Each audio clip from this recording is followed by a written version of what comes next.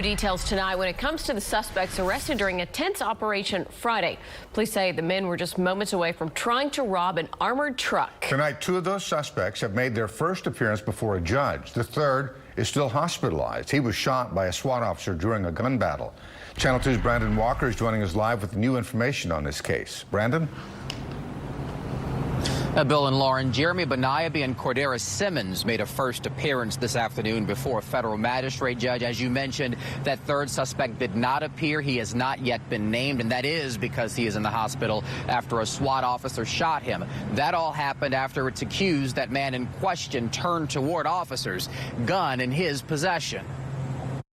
On South Post Oak Friday, the armored truck sat in the parking lot. The men inside weren't robbed, although Houston police say they almost were. That is, until they stopped the men accused of following it with the intent of hitting it up, it's alleged.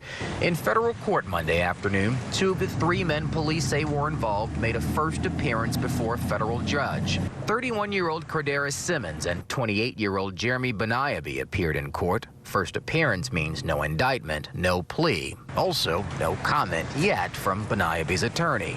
Both men are charged with aiding and abetting, attempted interference with commerce by robbery, and aiding and abetting discharging a firearm. Investigators say Benayabi was behind the wheel of a stolen Ford F-250. Simmons, it's alleged, a passenger. It's alleged they drove to the Walgreens at South Post Oak and Court Road, and that's where the armored truck was parked with SWAT officers inside.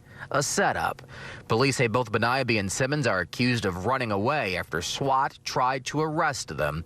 Here's video of part of the chase. The third suspect has not been identified. He's in the hospital. Police say he had an AR-style rifle in his possession and allegedly turned toward officers. That's when one of the officers fired. So as far as Benayabi and Simmons goes, they will be held at least through a probable cause hearing that's scheduled to take place on Wednesday, we are told.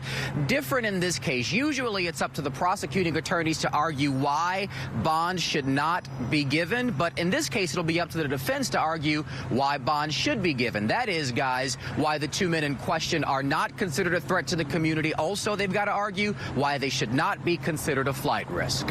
We're live downtown for you tonight. I'm Brandon Walker, KPRC Channel 2 News.